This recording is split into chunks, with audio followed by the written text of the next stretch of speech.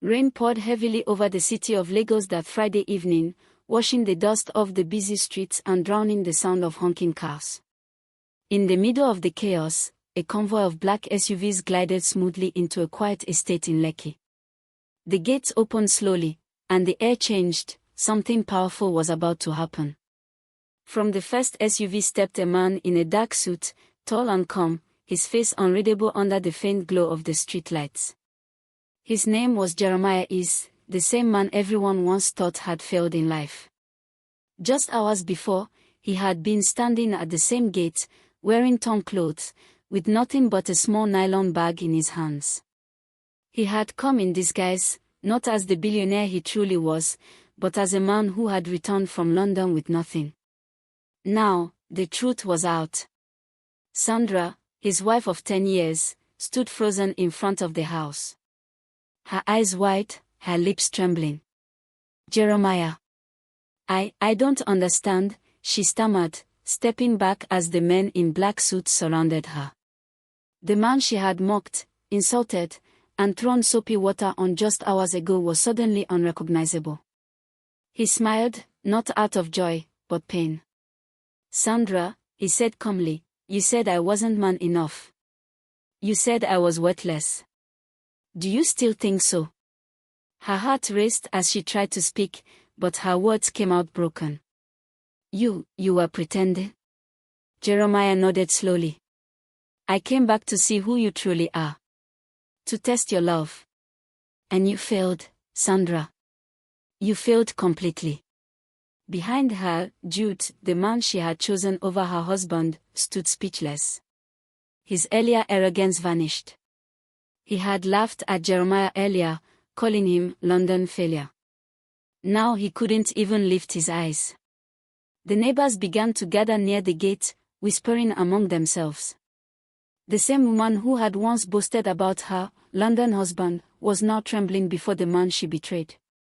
The sound of thunder roared across the sky, deep and angry, as if heaven itself was passing judgment. Jeremiah turned to his men and said quietly, secure the property. Instantly, 2 men moved toward the house, checking papers, locks, and rooms. Sandra screamed, Jeremiah. You can't do this. It's my house too. He turned to her, eyes sharp but calm. No, Sandra. This house was mine. Everything you own came from me. And now, I leave it all to you, as payment for the 10 years you wasted pretending to love me. The rain began again, soaking her tears. The sound of the engines hummed as the SUVs prepared to leave. Sandra fell to her knees, reaching for his leg. Jeremiah, please. Don't go. I didn't know. Please forgive me. But Jeremiah stepped back, his voice low and heavy. You didn't know who I was because you never cared who I was. He walked toward the car, his wet shoes splashing puddles as thunder cracked above. He stopped one last time and looked back, not with hatred, but with finality. Goodbye, Sandra. The convoy moved out slowly, red tail lights glowing in the rain. Sandra's cries echoed down the street, desperate and empty. Jude stood beside her, already backing away, already regretting his choices. As Jeremiah's car turned toward the highway, he closed his eyes and whispered to himself, now she knows. But the test is not just for her, it's for me too. The city lights reflected on the wet glass, and for a long while, Jeremiah said nothing. He had revealed himself, but something in his heart still ached, not just from betrayal, but from the loss of what once was true.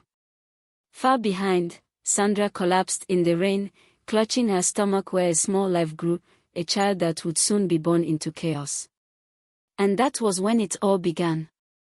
Because in Lagos, truth never sleeps, and love, when tested by gold, always reveals what's hidden beneath. 10 years had passed since Jeremiah left Lagos for London. Back then, he was just a struggling young man with big dreams and an even bigger heart. He and his wife, Sandra, had started with nothing but hope. She had promised to stand by him no matter how hard things got. But life in Lagos had worn her down, and when Jeremiah went abroad, distance slowly erased love and replaced it with greed. Now, a decade later, Jeremiah returned, but not as the poor dreamer who had left. In London, he had built a fortune quietly. Through smart business, humility, and faith, he became one of the richest young investors in the city. Yet deep inside, he always wondered, would Sandra still love me if I lost everything? He decided to find out. Dressed in torn jeans, old slippers, and a faded t-shirt, Jeremiah stood at the gate of his own house in Lekki, carrying a small nylon bag. The same house he had bought for Sandra before leaving. The security man, who didn't recognize him, looked him up and down. "Who you dey find for here?" the guard asked suspiciously. Jeremiah smiled politely. "Please, tell Madam Sandra that Jeremiah has returned from London." The guard laughed. You no look like person wey just come back from London, oh." He eyed Jeremiah again, then walked away shaking his head. A few minutes later, Sandra stepped out onto the porch. Her hair was perfectly styled, her wrapper glittering. She looked like someone who had forgotten where she came from. When her eyes fell on Jeremiah, her face twisted in disgust. "Jesus! Jeremiah! Is this how you look?" she said, covering her nose. "What happened to you?"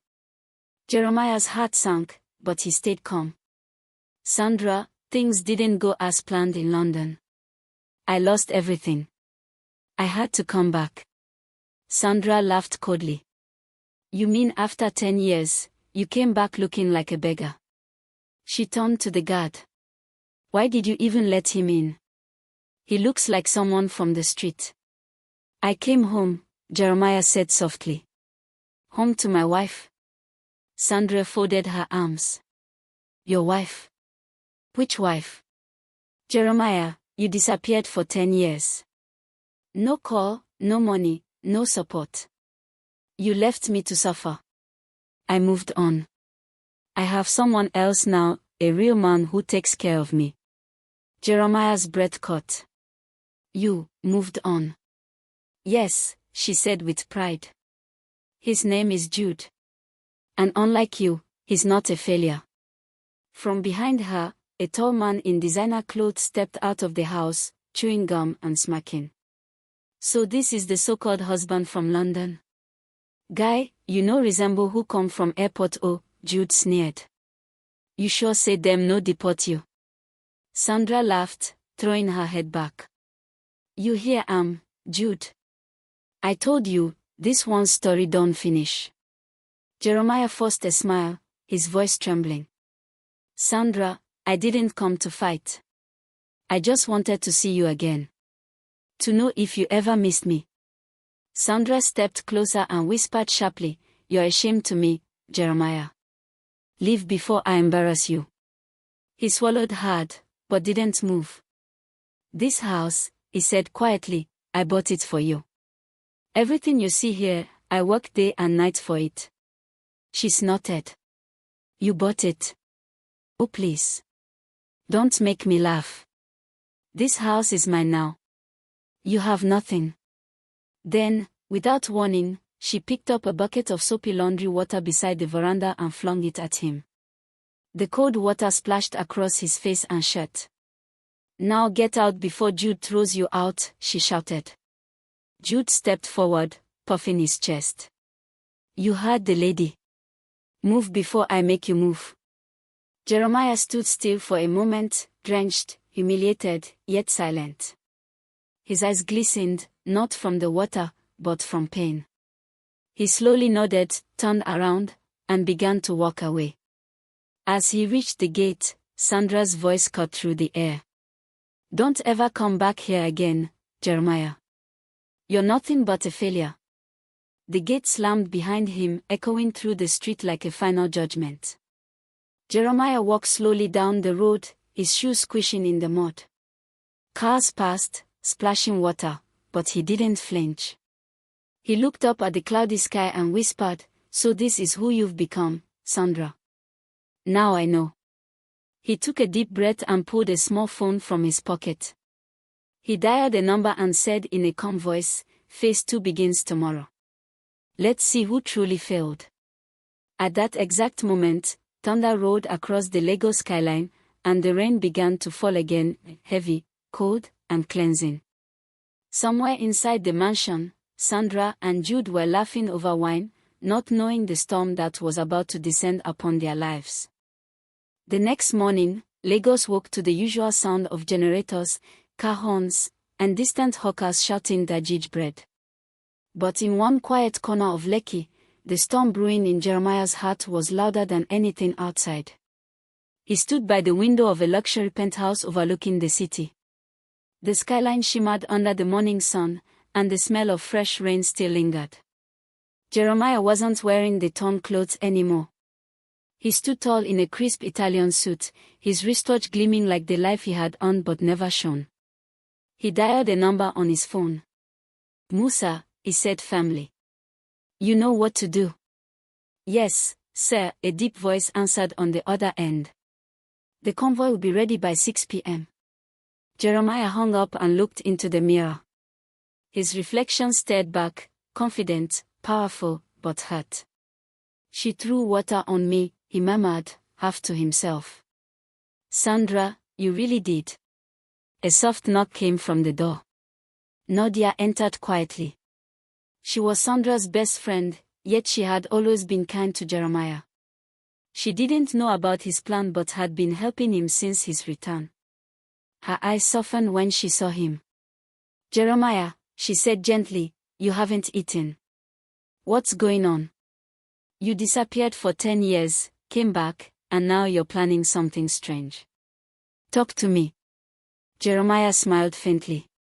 "Nadia, tell me something. Do you believe a woman should love her husband for who he is or what he has?"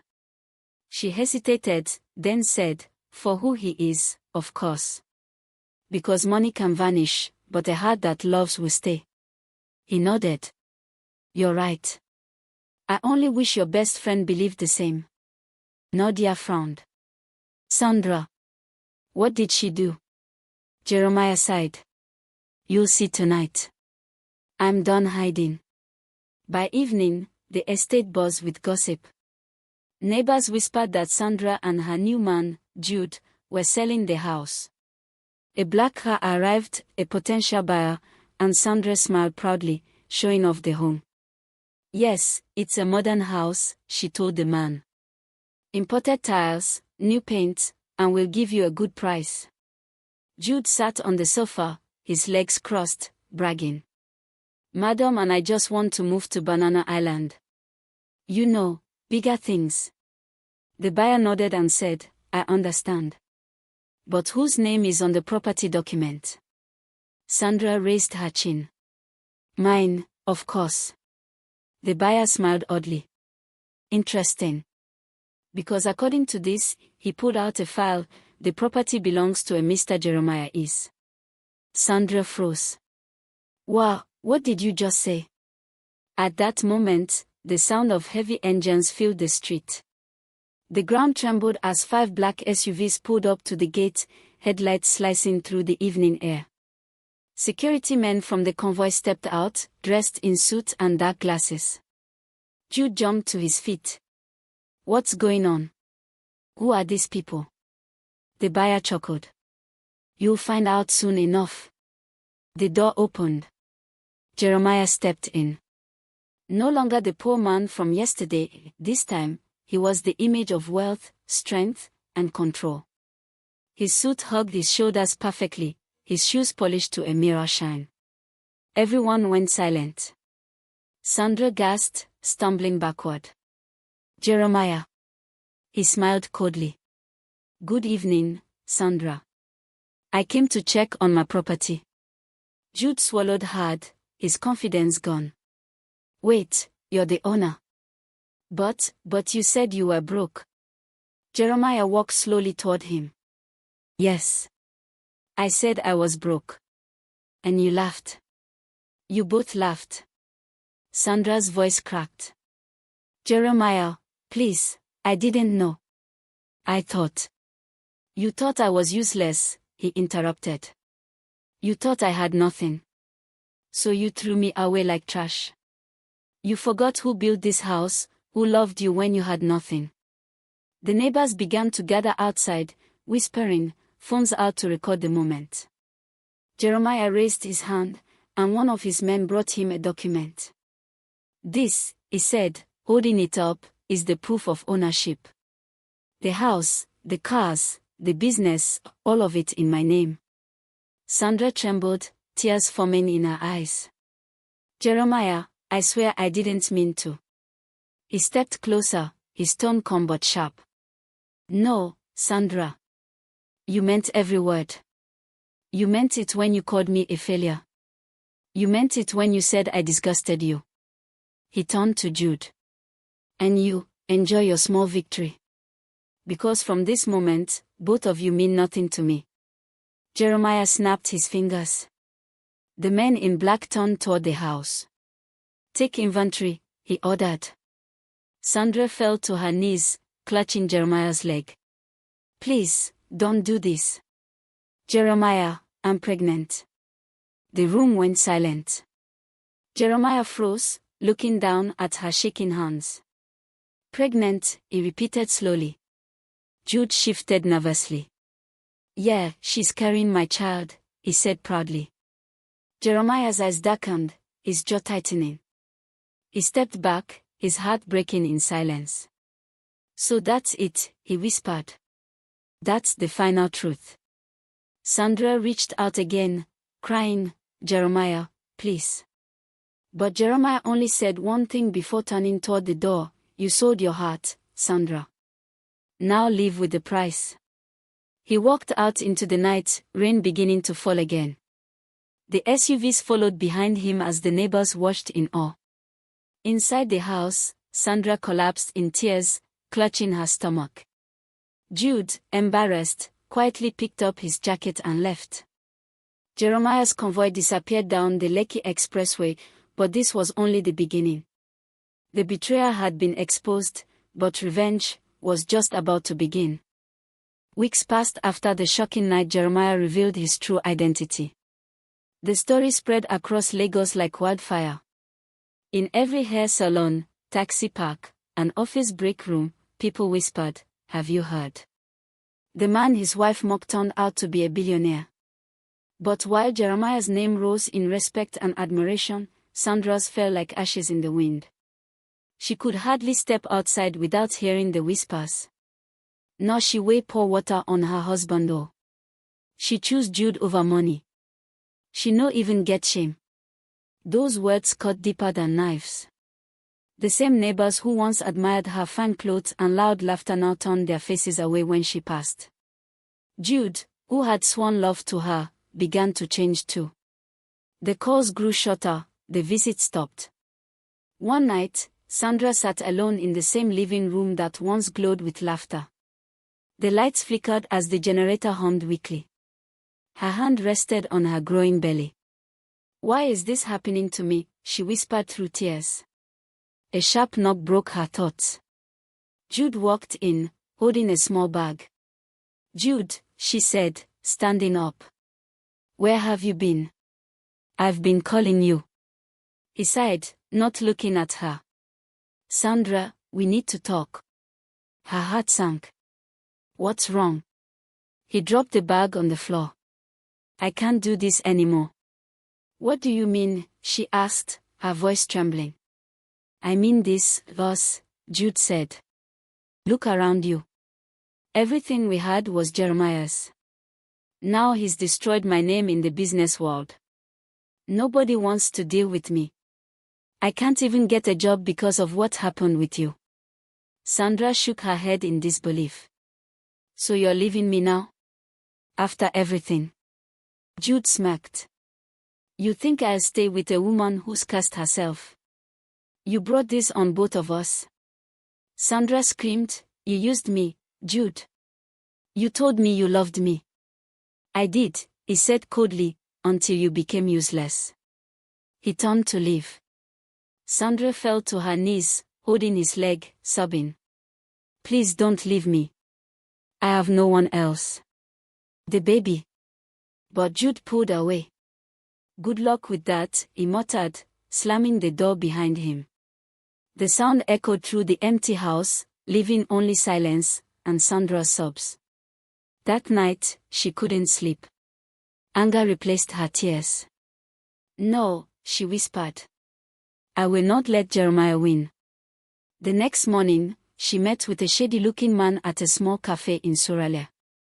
He slid an envelope across the table. If you want to ruin him, he said, you'll need these documents. Fake bank records, fake business files, enough to make him look like a fraud. Sandra's hands trembled. Are you sure this will work? The man grinned. Once you post this online and send copies to the press, Jeremiah's reputation will crumble. He'll be the talk of Lagos, for all the wrong reasons. That evening, Sandra created a fake social media account and began her revenge. She posted pictures, forged files, and long messages claiming Jeremiah was laundering money and cheating the government. Within hours, chaos broke out online. Hashtags trended, hashtag Jeremiah the fraud, hashtag London scammer. People began to doubt him. But Jeremiah stayed calm. He didn't reply. Instead, he watched quietly, letting the noise build. Then, 3 days later, he struck back. At a press conference streamed live across Nigeria, Jeremiah stood before reporters in a sharp navy blue suit. Cameras flashed. I know you've heard lies about me, he began. But tonight, I bring you truth. He turned to the projector behind him, and suddenly, Sandra's face appeared on the big screen, caught on CCTV at the Sorale Cafe. There she was, meeting the man who gave her the fake documents. Her voice could be heard clearly. Yes, I want to ruin him. Gasps filled the room. Journalists whispered furiously. Jeremiah continued, that woman is my ex-wife. She and her partner, Jude, tried to destroy my name. But as you can see, truth always wins. He looked straight into the camera. Sandra, I forgive you. But the world deserves to see who you really are. The video spread faster than her lies ever did. By nightfall, the internet turned against her. Jude's face appeared next. Jeremiah had proof he was part of the forgery. Jude panicked, deleted his accounts, and vanished. Sandra, now alone and publicly disgraced, couldn't leave her house. People spat at her gate. Clients cancelled her small business deals. Friends stopped picking her calls. Days later, the shame became unbearable.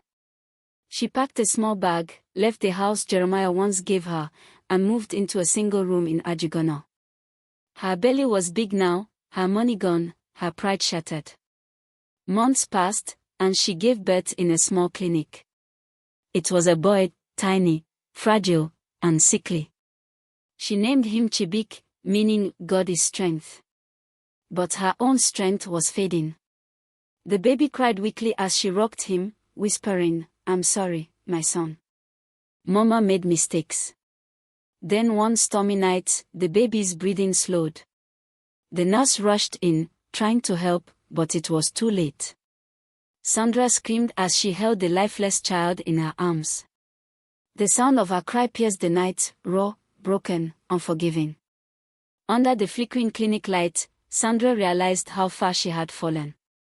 Everything, her husband, her pride, her child, was gone. She dropped to her knees and whispered through her tears, God, if you're still there, give me one more chance. Just one. And somewhere, in another part of Lagos, Jeremiah heard the news of her tragedy. He closed his eyes and said softly, maybe this is the time to show mercy. It was a grey Monday morning in Lagos, the kind where the air felt heavy and the streets seemed tired. Jeremiah sat in the back seat of his black Range Rover, staring out at the passing traffic on 3rd Mainland Bridge. The city was alive, buses honking, traders shouting, but his thoughts were far away. It had been a year since Sandra's downfall. In that time, Jeremiah's life had flourished. His companies were thriving, his name had become a symbol of strength and forgiveness, and by his side stood Nadia, gentle, wise, and loyal. They were planning their wedding, a new beginning after so much pain. But that morning, something tugged at his heart. He couldn't explain it. "Driver," he said suddenly, "pull over by that bridge." The driver glanced back. "Oga, this area no too safe oh." "Stop," Jeremiah said softly. The car slowed to a halt beside a group of beggars huddled under the bridge. Jeremiah stepped out, adjusting his jacket as the smell of damp clothes and smoke filled the air. People stared. A man so clean, so obviously rich, didn't belong here. Then, among the shadows, he saw her. Sandra. She was sitting on a torn mat, her hair unkempt, her clothes dirty. Her face, once beautiful and proud, now looked hollow, her eyes sunken with hunger and regret.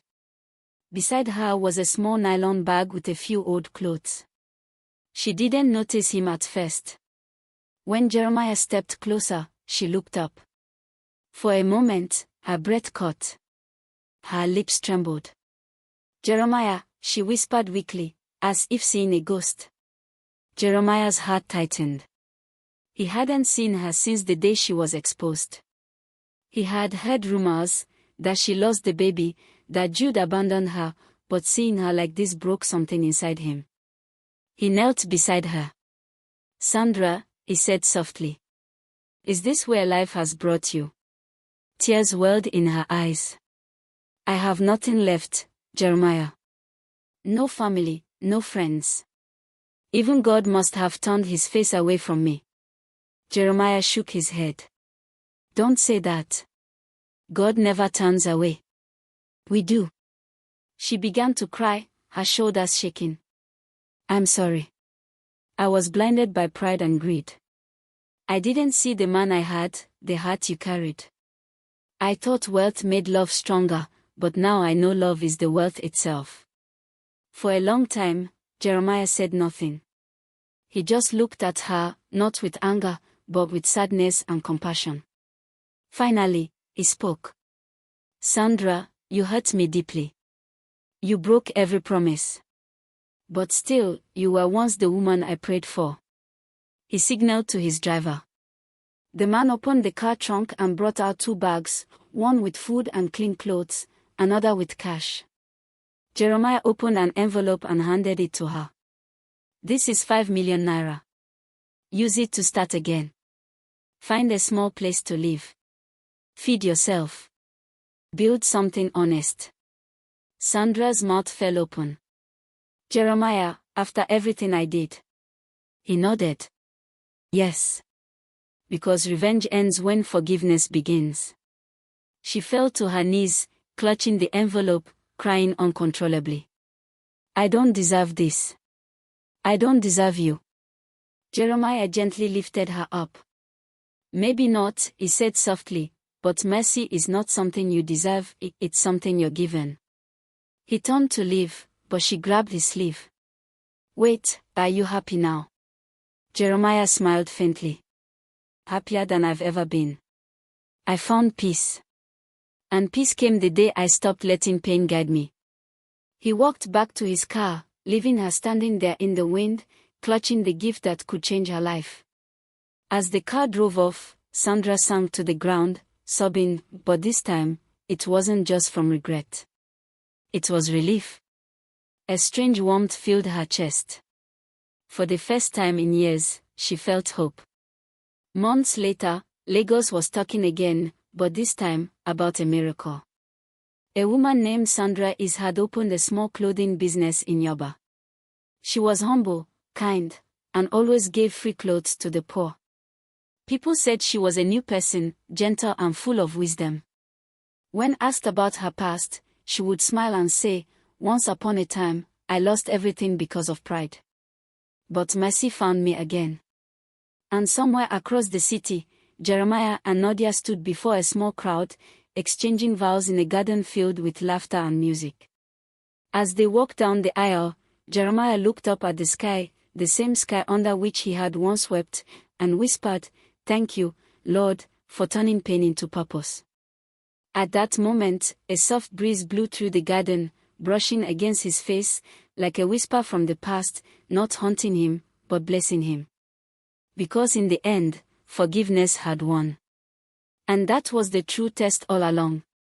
Kindly like and subscribe for more stories like this.